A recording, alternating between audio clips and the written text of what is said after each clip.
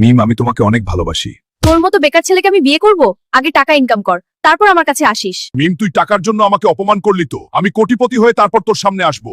আরে দেয়ালে ওইটা কিসের পোস্টারের? কি জঙ্গলের লাল হাতি ধরে দিতে পারলে 5 কোটি টাকা পুরস্কার। আমি ধরবো ওই লাল হাতি আর একদিনে কোটিপতি হয়ে যাব।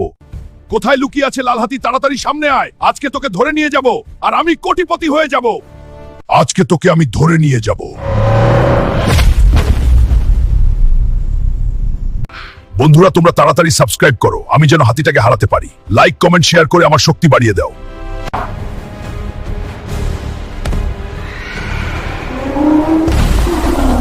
বন্ধুরা চলো তাহলে এইবার হাতিটাকে তার মালিকের কাছে ফিরিয়ে দেই আর কোটিপতি হয়ে যাই।